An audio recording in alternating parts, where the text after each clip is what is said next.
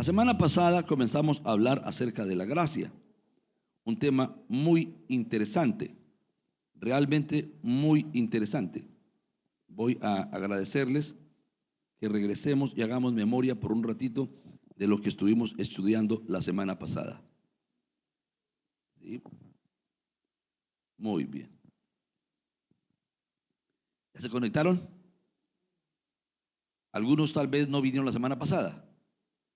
Pueden ver el sermón, me pueden pedir el link y leerlo o escucharlo, perdón, o me pueden pedir el bosquejo. Tengo mucho gusto de hacerles llegar mis apuntes para que puedan estudiarlo. Hablamos de la gracia eterna de Dios. Hablamos que el mundo solamente puede existir por gracia, porque cuando Dios creó el mundo, antes de crear el mundo, Dios conoció los pecados de cada generación y vio que los pecados eran de todo ser humano y que el hombre era absolutamente autónomo para tomar decisiones. Y Dios vio el pecado de todos y antes de la fundación del mundo planeó redimir al mundo, salvó ese proyecto entregando a Jesucristo por nosotros. Esto no fue un plan B. Él nos amó y a pesar de lo que escribiríamos en la historia, nos amó y murió por nosotros. Así que hablamos de tres cruces que son vitales. La primera, que es la cruz eterna, la cruz que abrazó Jesucristo antes de la fundación del mundo. Sin esa cruz no hubiera podido crearse el mundo. ¿Por qué? Porque no había esperanza de redención. Solamente debido a esa cruz se crea el mundo fundamentado en la gracia, en que el ser humano sería redimido y que el hombre sería salvado. Y luego viene una cruz que es la cruz histórica. Es absolutamente imprescindible. ¿Por qué motivo? Porque si no se hubiera consumado la obra redentora, todo se hubiera quedado en palabras bonitas, como muchos noviazgos que se quedan en promesas de amor eterno, pero al primer disgusto ya no se quieren más y termina. Muchos matrimonios demoran 2 años planeando la ceremonia, haciendo los ahorros para el matrimonio y duran 6 meses viviendo como pareja y ya chao porque no te entiendo. Se demora más tiempo en organizar la boda que en divorciarse. Ahora hay matrimonios, divorcios express. La gente se puede divorciar en 48 horas. Pagan cierto dinero y hay una figura para divorciarse en 48 horas. Es una vergüenza, ¿verdad? Esta cruz hace que exista un depósito en el reino de los cielos donde todo pecado es cubierto. Un depósito de gracia. Él es Jehová Jireh, el autor de eterna salvación. Él proveyó gustosamente en la cruz una salvación eterna. Cubre nuestros pecados pasados, nuestros pecados presentes y los pecados futuros. Y no constituye una carta en blanco para andar pecando como sinvergüenzas. No, no es eso. Pero Dios conoce la fragilidad humana y nos ama y Él mismo es el soporte nuestro para que la gracia pueda ser posible. Hay una tercera cruz que si no la entendemos y no la abrazamos, tampoco podemos acceder a esa gracia eterna, y es la cruz interna. La cruz que tú y yo como creyentes debemos tomar cada uno. Es la cruz del arrepentimiento, donde sujetamos nuestras pasiones, nuestros caprichos, nuestros planes brillantes, entre comillas, y abrazamos los planes de Jesús, el señorío de Cristo, su santidad, su justicia a través del arrepentimiento. Si no hay cruz interna, no hay salvación.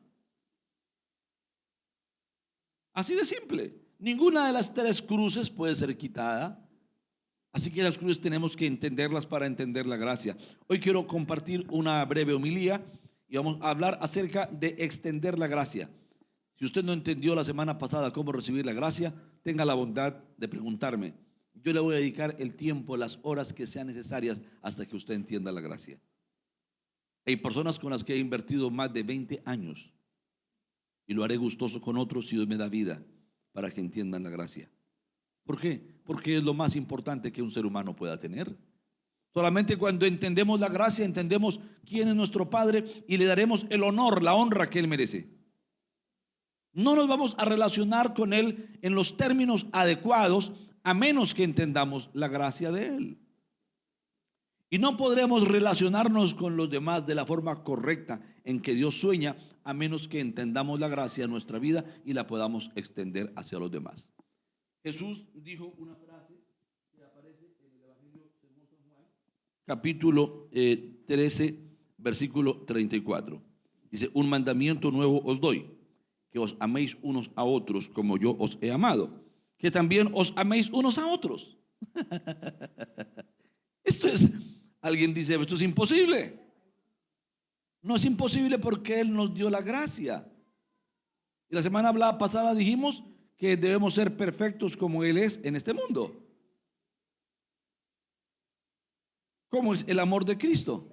Él nos amó antes de la fundación del mundo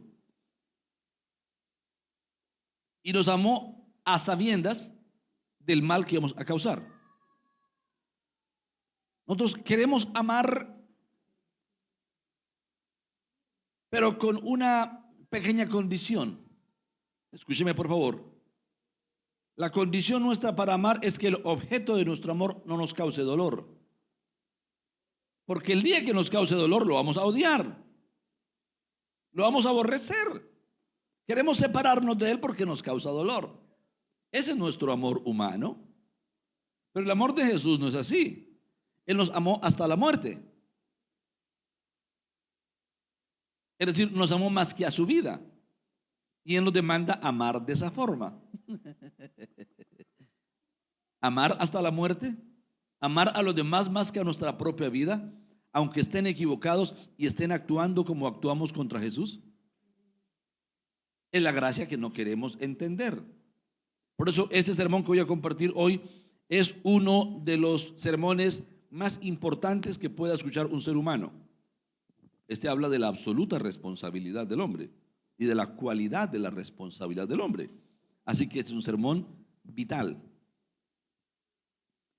Sí, es realmente recibir la gracia del Señor, debido a la cultura de la meritocracia diseminada por la faz de la tierra. El diablo y el hombre le hemos ayudado para crear una cultura de méritos. Si te haces lo correcto, te amo y te admiro. Pero si pierdes los colores, si dañas tu cuaderno, si pierdes una nota, una materia, te voy a castigar. Si me rompes la materia, si causas un daño, si derramas el jugo, voy a castigarte. Y es la forma como los padres crían a sus niños desde pequeñitos. Méritos. El día que haga lo correcto tiene el premio. Cuando haga lo malo tiene todo el castigo. Mereces mi rabia. Hazte para allá que no te quiero, no quiero hablar contigo. Todo muy necio. Meritocracia. Esto no es la forma en que Dios corrige. Dios no trata al ser humano de esa forma. Entonces es difícil porque si usted como persona creció en un mundo donde debía hacer lo correcto y ya que no hacía lo correcto le castigaban, le azotaban, le rechazaban, le ofendían, le distanciaban, le quitaban el amor y lo convertían en odio y sus padres tenían derecho de enojarse, tenían la razón de enojarse porque usted se equivocó. ¿Cómo va a querer ser usted? El día que usted comete un error, usted le ayuda al diablo y comienza a castigarse a sí mismo, enojándose contra sí mismo por lo mal que hizo. Y eso tiene pánico de que su esposa le hable duro, o sus padres o su esposo le hablen duro, y va a ocultar su pecado. Va a comenzar a evitar ser descubierto porque tiene esa creencia errónea, que si comete pecados es menos valioso e importante. Pero Dios tiene una verdad gloriosa en Romanos 5:8, que dice la palabra: mas Dios muestra su amor para con nosotros en que siendo practicantes activos del pecado, Cristo murió por nosotros, siendo aún pecadores. Esto corrige la mentira del mundo. Sí somos culpables cuando pecamos. Sí, el pecado es incorrecto. Sí, el pecado tiene que ser abandonado. Claro. Es como un bebé cuando de pronto se hace en el pañal o en el cobertor. Por supuesto que hay que asearlo porque la casa está toda contaminada, pero el niño no deja de ser importante. Uno baña al niño, si es menester bota el cobertor o lo lava, ¿verdad? Pero el niño sigue siendo valioso e importante. ¿Me hago entender?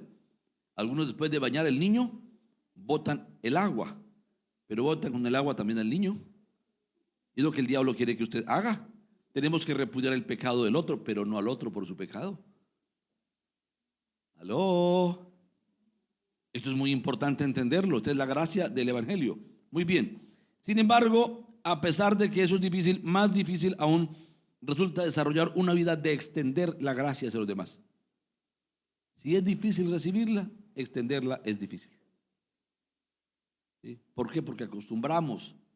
Yo conozco padres que le han cobrado al 2000% los intereses por los errores que sus hijos han cometido. Y conozco hombres que le han cobrado al 2000% los errores de su esposa. Y mujeres que le han cobrado por el 2000 o hasta más arriba del 2000%. Entonces, si nos tratamos de esa manera, las personas no van a estar creciendo en gracia, van a crecer en reclamos. Y por eso el niño cuando es chiquitico, la mamá lo soporta, no tiene reclamos. Pero cuando el niño comienza a evidenciar sus propios gustos, sus propios pensamientos, comenzamos a crecer en reclamos. Y llega ese hijo a tener tantos reclamos encima que dice, mejor me voy de la casa porque aquí nadie me ama. Nadie me ama. Lo único que recibo son reclamos. No hay más para mí. Y los reclamos están acompañados de juicio, señalamiento, enojo. Y eso no significa que un padre no deba confrontar el pecado de sus hijos. Tenemos que aprender de nuestro Dios. Nuestro Dios nos corrige y es capaz de hacernos sentir importantes aún mientras nos corrige. Qué cosa tan impresionante. ¿Cómo Dios puede hacernos sentir importantes? Aún cuando estamos equivocados y aún mientras nos llaman a la atención y aún cuando tenga que ponernos en disciplina, durante el mismo proceso disciplinario nos está haciendo sentir importantes. ¿Cuándo lograremos hacer sentir importantes a la esposa a la hora de corregir un error? A los hijos, a los suegros, a los cuñados. ¿Sí? Por ahí hubo un hombre que dijo que cuando las cuñadas llegan a la casa, el diablo se va de vacaciones. ¿Le tienen pánico a las cuñadas? ¿Es en serio? Otros tienen pánico a las suegras.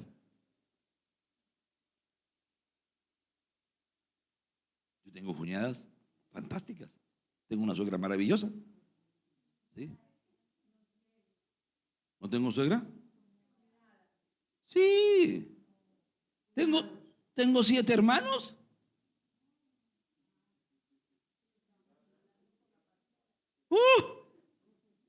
Claro que tengo cuñadas. ¿Sí? Y soy feliz con mis cuñadas. Soy feliz con mi suegra. A pesar de que habla. Es una broma. Ella me está escuchando y debe estar ya riéndose. Muy bien. Algunos crecen en inconformidad. Se casaron y estaban todo chévere, pero comienzan a recordar lo que pasó en la preparación de la boda y en la boda y en la luna de miel. Y comienzan a sumar las inconformidades. Y suma y suma y suma y suma inconformidades hasta que ese costal de inconformidades los comienza a aplastar. Algunos crecen en criticar, crecen en murmurar, en quejarse de lo víctimas que han sido en la vida. Y a todos le cuentan lo mala que es la gente que los rodea. Dice que yo he sido de malas. Hablar del perro, del gato, del primo, del tío, del papá, del abuelito, de todo el mundo. Son víctimas de todo el mundo. Porque no ejercen el ministerio de la gracia. Ejercen el ministerio de la inconformidad, del señalamiento, de la queja, de la rotulación, del enojo, del disgusto hacia los demás cuando se equivocan. Y por esa razón me veo en la necesidad de que trabajemos en eso. Dios quiere que tú seas un pregonero de la gracia. Donde tú llegues, establezcas una nueva forma de vivir, una nueva forma de tratar a las personas.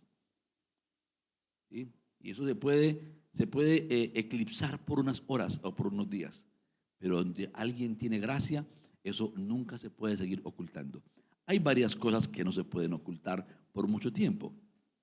Por ejemplo, no se puede ocultar por mucho tiempo la riqueza.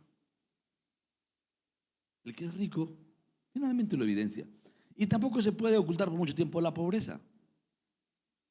Eso finalmente se nota. Tampoco se puede ocultar por mucho tiempo la ignorancia. ¿Ha descubierto eso? Yo lo descubrí hace mucho tiempo. Yo pretendía saber muchas cosas y pronto comencé a ser confrontado hasta por muchachos que sabían mucho más del tema y dicen, me toca documentarme. Tampoco se puede ocultar la gracia ni el enojo. El que es amargado y enojado, eso le brota por algún lado. Aunque esté en silencio, finalmente se va a notar que es amargado, inconforme. Eso le va a salir por algún lugar. Así que es mejor llenar nuestro corazón con la gracia para que seamos como un sachet lleno de gracia. Cuando nos opriman, podamos evidenciar que estamos llenos de Cristo. Vamos a trabajar. Número 1, quiero preguntarte, ¿cómo reaccionas ante tus propios pecados? Ante tus propios errores. ¿Cómo reaccionas cuando metes las 4? Y todas las metemos en algún momento. Pero cuéntame, ¿cómo reaccionas? ¿Cómo te tratas a ti mismo? Es lo primero que quiero que medites. Cuando alguien fue corregido muy duramente o con excesiva severidad por los adultos en su alrededor, sentirá enojo contra sí mismo cuando se equivoca. Porque va a pensar, ahora me merezco que mi esposa me regañe o que mi esposo me regañe. Uy, ahora, ¿qué me van a decir mis hijos? Ahora, ¿qué me va a decir mi mamá? Ahora, ¿qué me va a decir mi papá? Y está enojado contra sí mismo. Nadie le ha dicho nada, pero está enojado contra sí mismo. ¿De dónde viene eso? De la violencia con que lo trataron cuando se equivocaba. Porque le hicieron pensar que equivocarse era un justificativo para ser maltratado. Que Dios nos ayude. Muy bien. Esa persona merece que el maltrato es necesario. Eso es falso, hermano querido. Lo real, lo verdadero es que un ser humano, aunque esté completamente equivocado, Dios lo hizo heredero de la redención en Cristo Jesús. ¿Escuchó eso? Aún el ser humano más equivocado del mundo, Dios le dio una herencia donde es invitado a ser redimido a través de Cristo Jesús.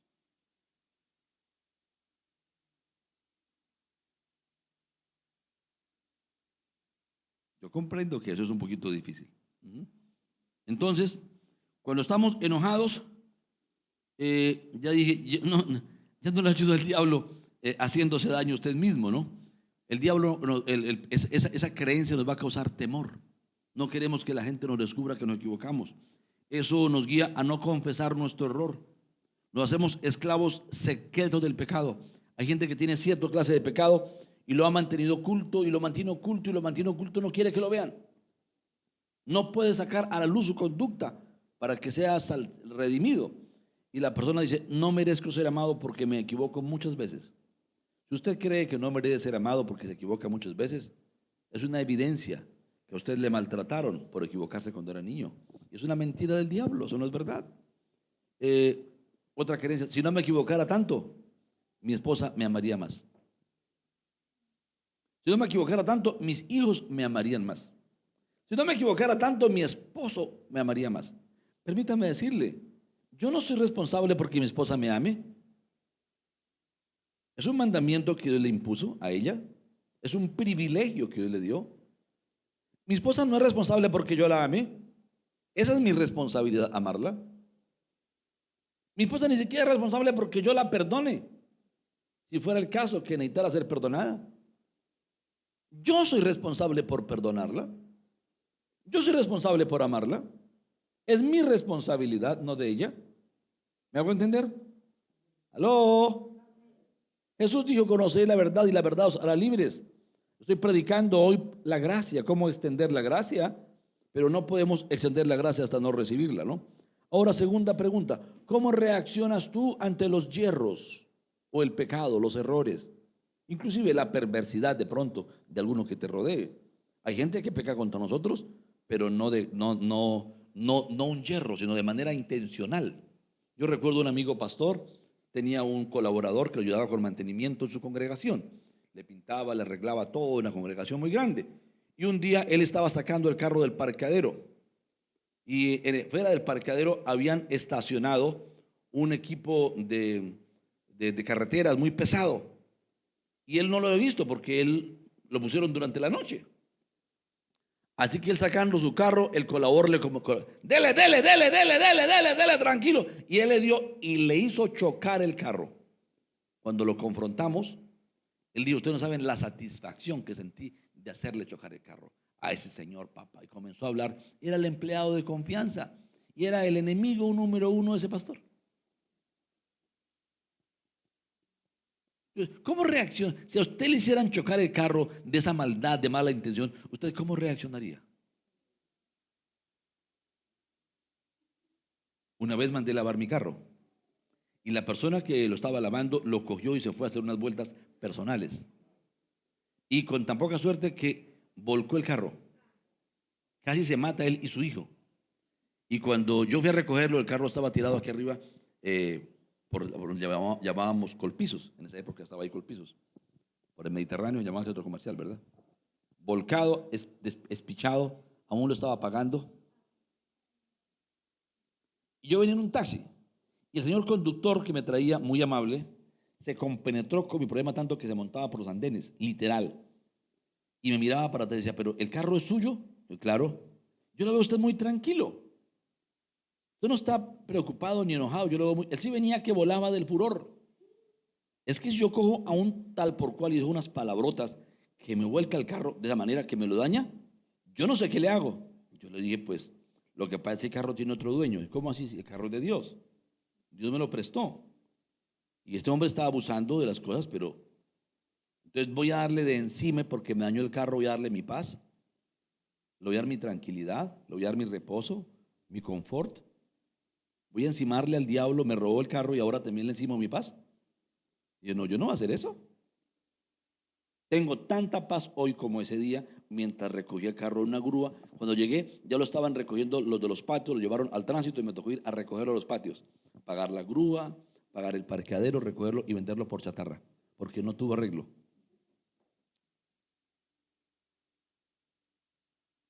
Yo quiero preguntarte eso. ¿Cómo reaccionas tú cuando los demás te ofenden? Cuando tienen un daño contra ti.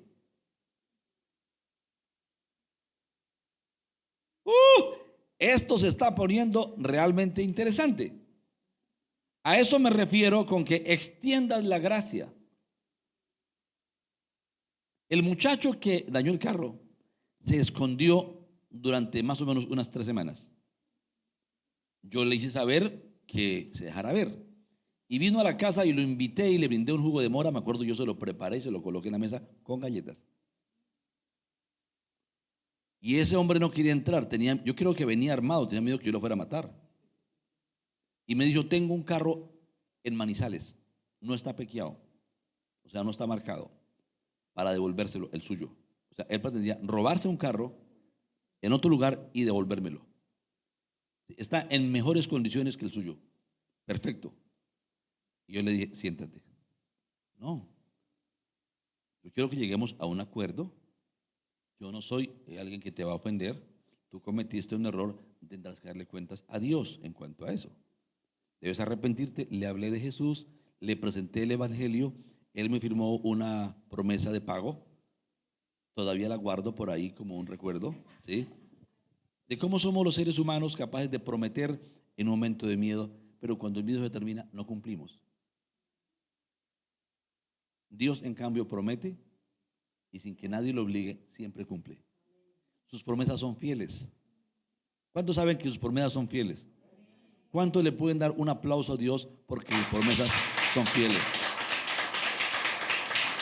Sí. Es simplemente fantástico. Los seres humanos tristemente no lo somos. Hay 3 formas comunes en que reaccionamos ante los errores de los demás. Mateo capítulo 5 versículo 21 dice, oíste que fue dicho a los antiguos, no matarás. Es la primera forma como reaccionamos. Y cualquiera que matare será culpable de juicio. Pero yo digo que cualquiera que se enoje contra su hermano será culpable de juicio. Perdón, esta es la primera forma, el enojo. Y cualquiera que diga necio a su hermano será culpable ante el concilio. Cualquiera que diga fatuo quedará expuesto al infierno de fuego. La primera forma que reaccionamos es llenándonos de dolor.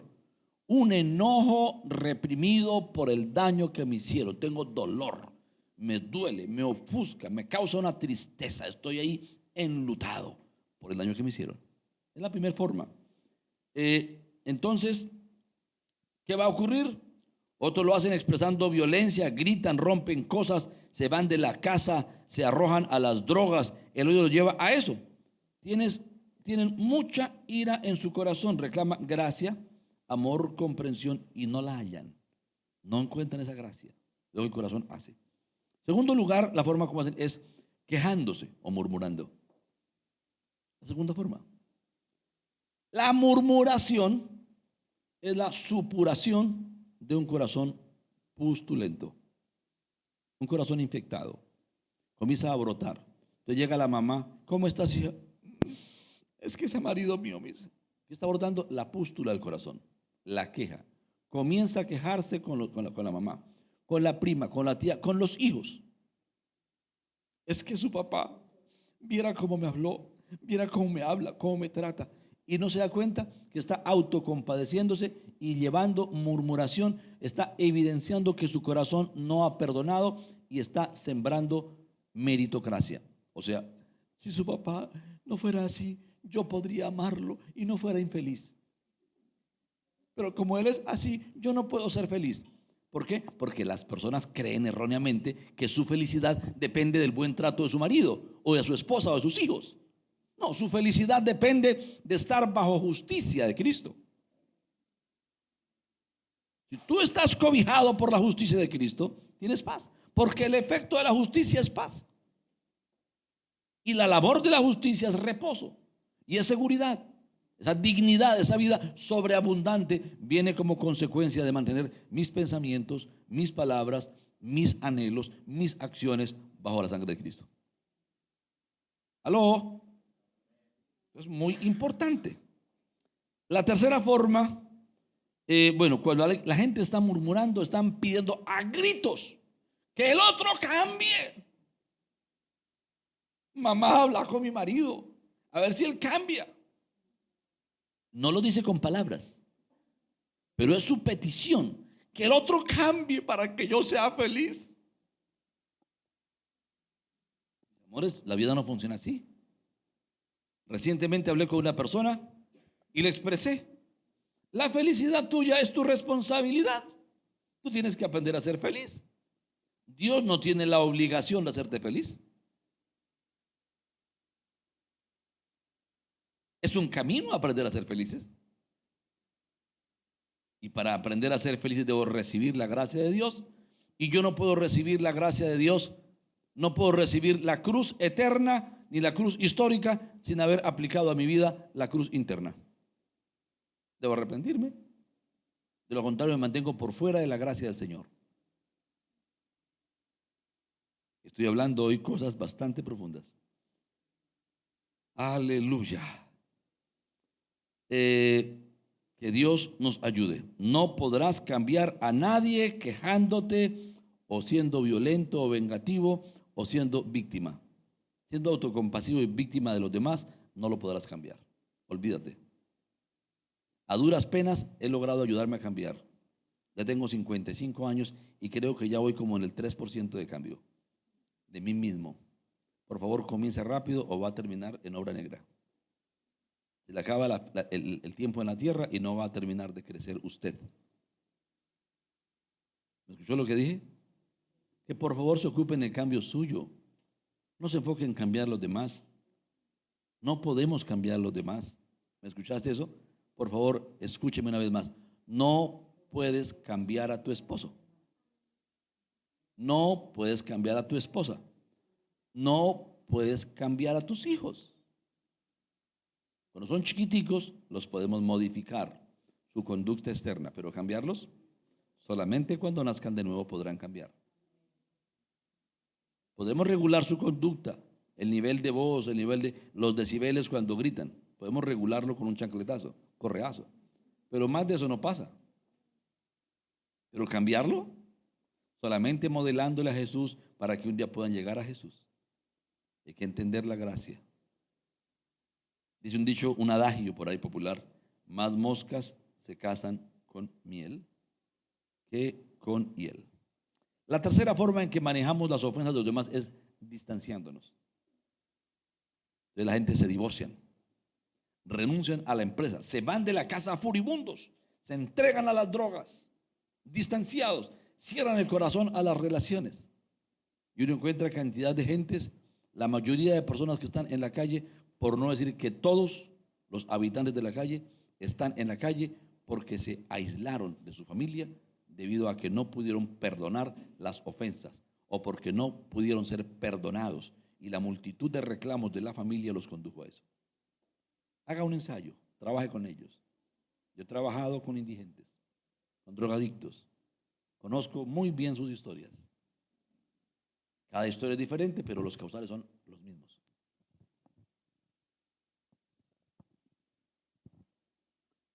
Entonces, cerrando el corazón, ya lo dije, queridos hermanos, no podemos vivir odiando a los demás porque se equivocaron con nosotros. Santiago dijo, eso no puede ser así, hermanos.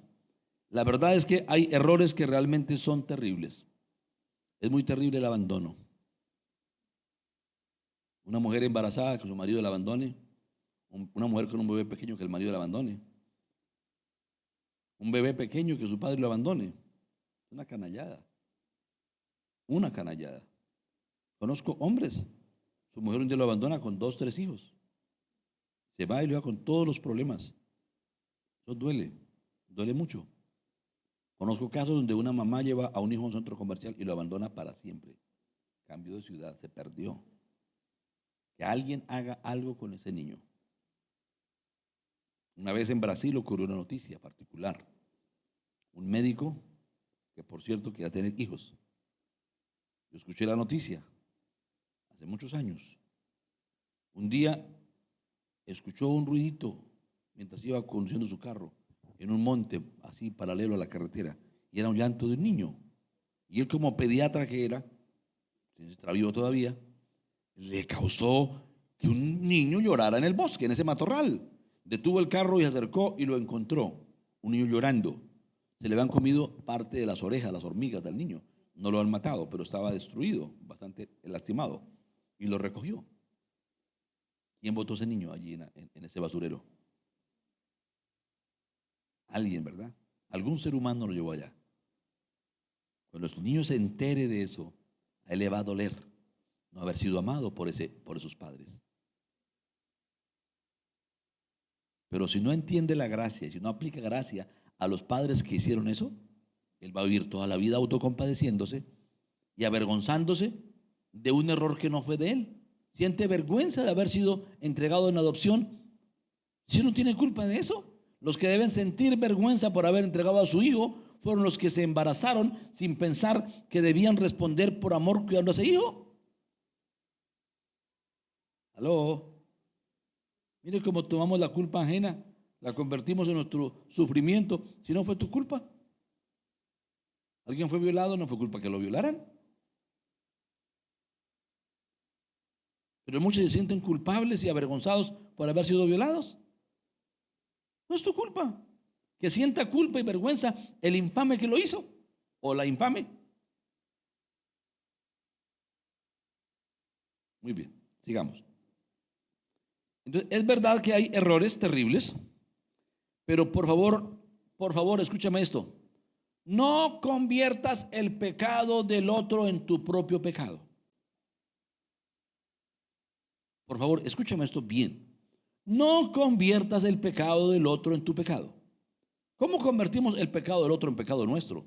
Cuando nos enojamos, cuando nos llenamos de odio, cuando repudiamos tanto la conducta del otro, nos quedamos presos de ese repudio hacia el otro. Nos llenamos de odio, nos convertimos en gente llena de odio. La Biblia dice que es homicidio. Nos convertimos en homicidas nosotros. Nos quedamos atados al error, al daño que nos causó el otro, anclados de por vida a eso. Digo, no, mis amores, eso no puede ser. Dios nos modela y nos transmite su ADN. Él es Dios de gracia y Él nos dio el ADN de la gracia y nos ordena a ejercer la gracia. Primera de Juan, capítulo 3, versículo 16. ¿Sí? Ya se aprendieron Juan 3:16 de memoria, ¿verdad? Ahora vamos a aprender Primera de Juan 3:16. Dice así: y nosotros, lean conmigo, y nosotros hemos conocido y creído el amor que Dios tiene para con nosotros. Por favor, repítalo. Y nosotros hemos conocido y creído el amor que Dios tiene para con nosotros. Dios es amor, y el que permanece en amor, permanece en Dios y Dios en él. Por favor, alguien que lea el capítulo 3, verso 16. Perfecto. Nosotros hemos conocido el amor. ¿Qué más dice? En que Él puso su vida por nosotros. Esa es la gracia que debemos recibir. ¿Pero qué dice ahora?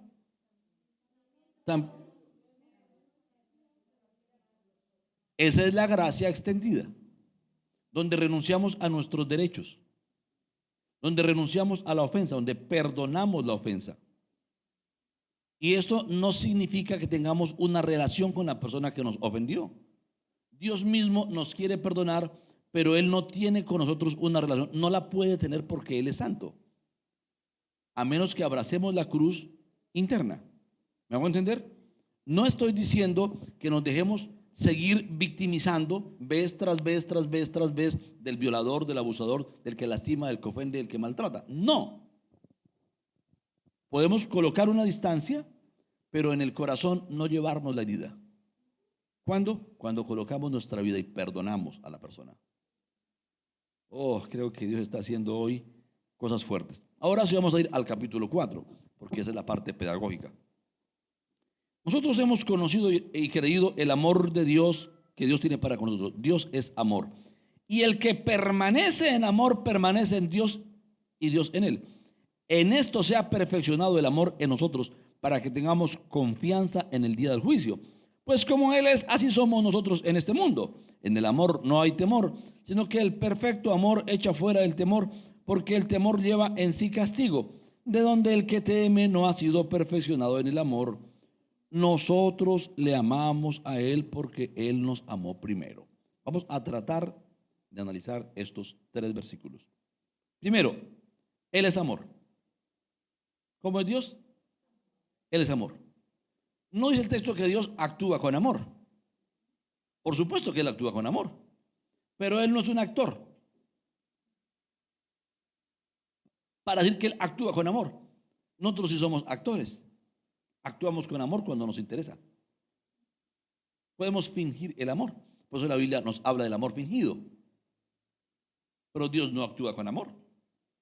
Ni siquiera obra con amor, aunque todo lo hace con amor. Dios es amor.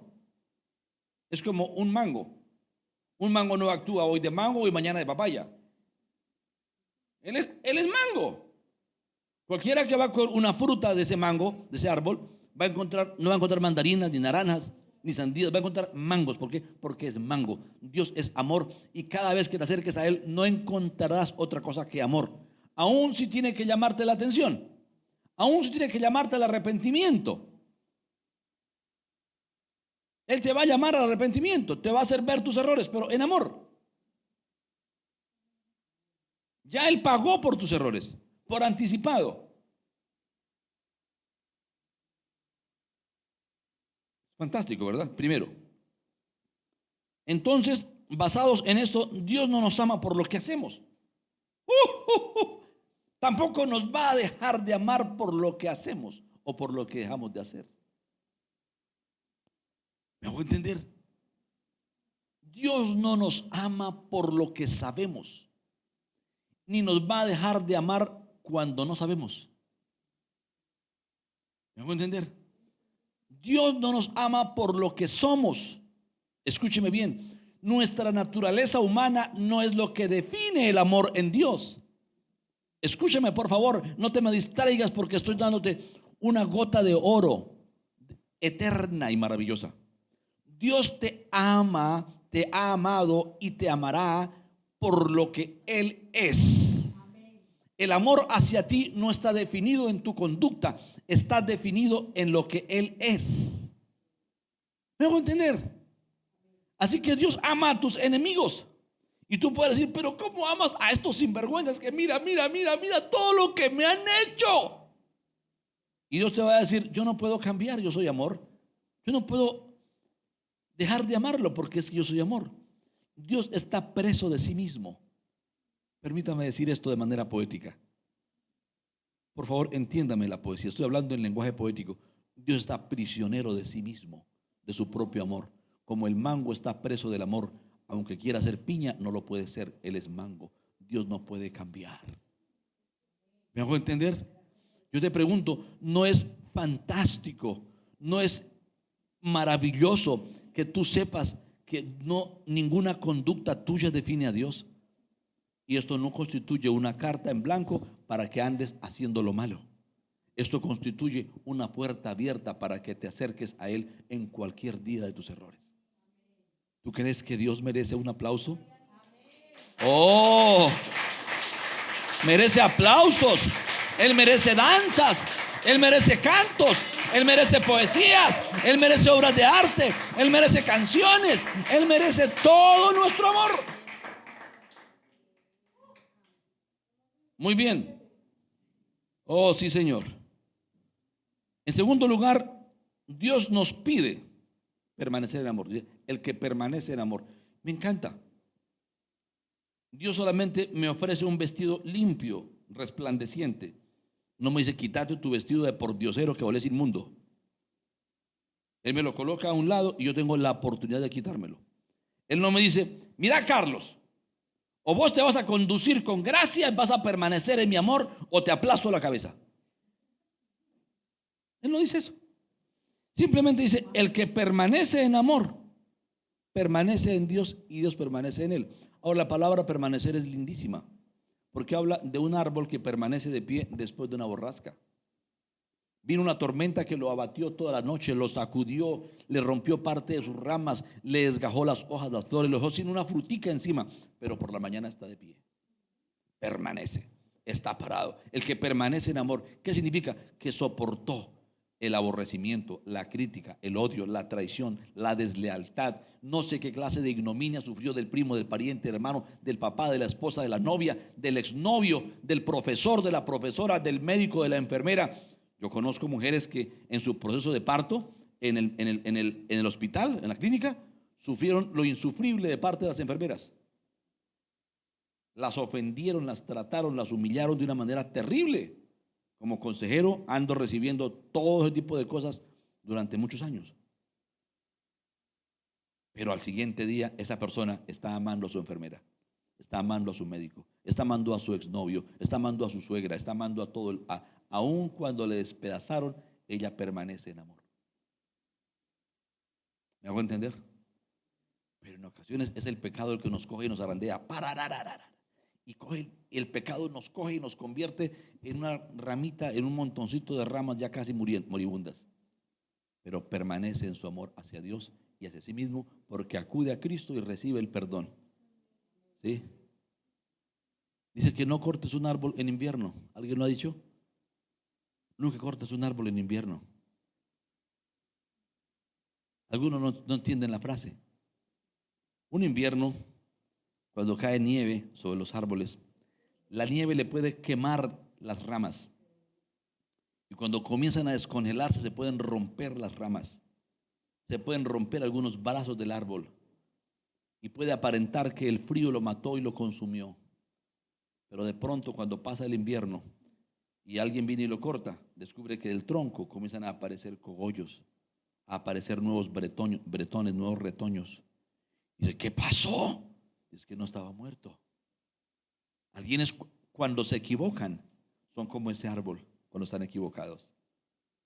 El frío y el invierno les rompe su belleza, les rompe sus flores, les rompe su gloria, les rompe su fruto, los pone como si ya estuviera muerto. Y algunos lo cortan de su vida, pero viene Cristo y los hace resucitar. ¿Que no estaba muerto? Dice, no estaba muerto. Estaba cogiendo impulso para levantarme con mayor gloria. Cristo Jesús hace eso por nosotros. ¿Sí me hago entender? Si permaneces en amor, debes permanecer en amor hacia ti. Hacia ti en primer lugar.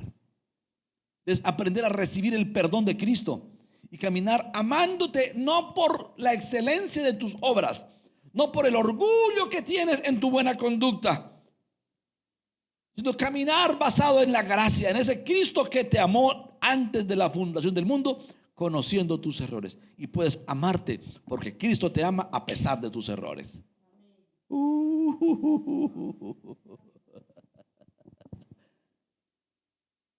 ¿Me están entendiendo?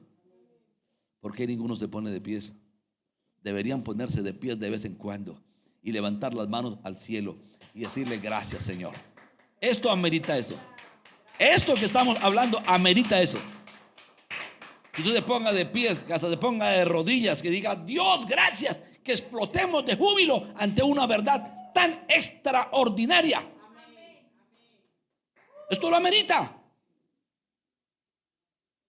¿Sí? Pueden sentarse nuevamente. No es levantarse para hacerse de pies, es levantarse para expresarlo, es aplaudir, es gritar, es prorrumpir en júbilo ante una noticia tan grande como esta. Esta verdad hay que entenderla. Amén. Entonces, por favor, debes permanecer en amor hacia ti mismo, hacia Dios. En el versículo 19 que leímos dice, nosotros le amamos a Él porque Él nos amó primero. Eso dice en el versículo que yo leí. ¿Sí? ¿Cómo amas tú a Dios? Porque Él te amó primero. Ahora escuché a mi esposa cuando estaba ministrando la Santa Cena y dijo, debes dejarte servir del Señor. Debemos dejarnos servir del Señor. O sea, dejar limpiar de nuestra lepra, de nuestra asquerosidad, de todo lo que nos avergüenza, dejarnos limpiar por su sangre. Debemos permitir que Él nos limpie día tras día, tras día, tras día, tras día, tras día, error tras error, tras error, tras error. Cada vez que tú te equivocas y recibes el perdón de Él con libertad, vas a descubrir que lo vas amando. Te vas a enamorar de Él, lo vas a amar, debes permanecer en amor. Que tus errores, que la suma de tus errores no cambie tu amor hacia Dios por vergüenza. No cambies tu amor hacia Dios por temor. No cambies tu amor hacia Dios por condenación. No dejes que tu amor hacia Dios sea cambiado por ningún sentimiento, sino que tu amor crezca y crezca hacia Él, porque tú confías en su gracia. Esto es guau, ¿verdad? Hoy creo que me voy a pasar unos minutitos, faltan todavía 10 minutos. En segundo lugar, Dios quiere que permanezcas en amor hacia Dios, ya lo dije. En tercero, hacia los demás. A pesar de su condición humana, falible, en ocasiones perversa. Yo conozco personas que me han hecho daño por envidia, o sea, por perversidad. Por perversidad. La envidia es perversidad. ¿Por qué? Porque la envidia es premeditada. La persona que actúa por envidia actúa de manera premeditada, de manera consciente. ¿Sí? Entonces, cuando actúan con esa sevicia, eso es perversidad de la gente. Hay gente que actúa así. Hay que tener compasión de ellos y orar. Un día van a entender. Tal vez les conceda a Dios arrepentirse. Si oramos por ellos, seguramente va a ocurrir más rápido. Pero se requiere que su corazón permanezca en amor hacia ellos, ¿verdad? Entonces es una oportunidad, por favor, aprendas esto. Cada reto al perdón, hay cosas que son fáciles de perdonar. Hombre, que le rayen el carro a uno es fácil de perdonar. Pero que se lo estripen como me estriparon el carro, no es tan fácil de perdonar. Aquí me ponían puntillas al carro varias veces, me lo pincharon aquí al frente. Ya después se arrepintieron, yo oré por ellos y nunca más me pusieron puntillas. Pero cada semana me pinchaban el carro. ¿Sí? Entonces, escúcheme bien, cada reto al perdón es una oportunidad para crecer en amor. Por favor, diga conmigo, cada vez que me ofenden es una oportunidad que Dios me da para crecer en amor, para crecer en la gracia, para ser perfeccionado en amor. Dile, Jesús, gracias por todas las oportunidades que me das para crecer en amor. Anda, vuelve y dilo, gracias por todas las oportunidades que tú me has dado para crecer en amor. Perdón cuando no las he recibido con gratitud.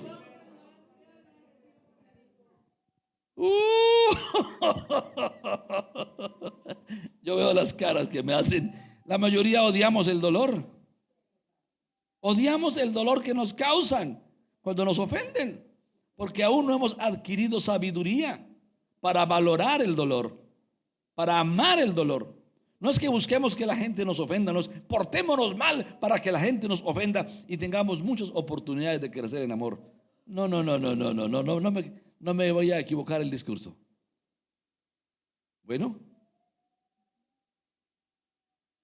muy bien. Cada error, cada pecado de los demás es una oportunidad para crecer en la gracia, para crecer en amor y para perfeccionar el amor. Aprovecha las oportunidades donde los demás te ofenden para crecer. No le hagas caso al diablo de aprovechar los errores de los demás para llenarte de odio, de dolor, de amargura, de resentimiento, de quejabanza. No, por Dios bendito. Amén. En tercer lugar, la gracia nos debe mover para hacer el bien. ¿Sí? No leímos un texto, pero vamos a leerlo. Por favor, vamos a ir a primera carta a los Corintios. Tenga la bondad. Primera carta a los Corintios. Dice la escritura. Segunda carta a los Corintios. Capítulo 3, versículo 6. El cual asimismo nos hizo ministros competentes de un nuevo pacto. No de la letra, sino del espíritu. Porque la letra mata, mas el espíritu vivifica. Dios nos hizo ministros competentes de la gracia. Segunda de Corintios capítulo 3, versículo 6. Y por favor vaya a Mateo, tenga la cortesía, vaya al Evangelio de Mateo. Y vamos a mirar capítulo 10, versículo 8. Capítulo 10, versículo 8. Mire cómo dice: sanad a los enfermos, limpiad los leprosos, resucitad los muertos, echad fuera demonios. De gracia recibisteis, dad de gracia. Hemos recibido la vida eterna, la dignidad, el borrón y cuenta nueva de gracia. Hemos recibido la autoridad de llamamiento de gracia. Dice, dalos de gracia. Yo siento bastante incomodidad con algunos que cobran su ministerio. A mí me critican, pastor, cuando viene gente de otra iglesia, ¿por qué no les cobra? Debería cobrarles. Usted es un profesional, cobres una buena tarifa. Yo le dije, perdón, ¿de otra iglesia? ¿Acaso hay dos iglesias? ¿O tres o cuatro? Yo solo conozco una iglesia. ¿Cuántos conocen más de una iglesia? Yo conozco un solo rebaño y un solo pastor. Que esté repartido en diferentes corrales es otra cosa. Pero solamente hay un pastor. Por eso a mí no me gusta que me digan Carlos. No tienes que decirme pastor. El pastor se llama Jesús. Yo cumplo unas funciones de colaboración con él. Yo soy simplemente Carlos. El pastor es Cristo. El rebaño es la iglesia. Y es de multitud, de multitudes, de multitudes, de todo pueblo, tribu, lengua y nación. Ellos son la iglesia. Somos la iglesia. ¿Me hago entender? Espero que esta verdad nos gobierne. No hay dos iglesias. Nadie cambia de iglesia. Tal vez se cambió de congregación, aceptable. ¿Sí? Cambió su familia por otro grupo, su familia cercana por otro grupo, donde va a buscar, es válido, pero no hay dos iglesias. Muy bien. De gracia recibisteis, dad de gracia. Dios quiere que tú vayas por la vida dando gracia. Si tu hijo se equivocó, ¿cómo te trata Jesús cuando te equivocas? Yo me encontré mi hijo pidiéndome perdón y después de pedirme perdón todavía azotarlo con la correa. Y no crea que me siento orgulloso de eso. Yo quisiera devolverme a cuando mi hijo me pedía perdón y poderme sentar con él y decirle, ¿sobre qué base me pides perdón? Y haberlo ayudado sin correa para que recibiera a Jesús. Yo quisiera devolver muchas cosas que hice, no en la gracia. ¿Cuántos reclamos le hice a mi esposa? No con gracia, sino con enojo. ¿Aún cuántos años prediqué sin entender la gracia. Quisiera devolver el tiempo, pero Jesús me perdona porque Él sabe que en ignorancia actué. Pero hoy que entiendes la gracia, Dios demanda de ti que realmente vivas en la gracia y te conviertas en un ministro de la gracia, en un sacerdote de la gracia. Amén.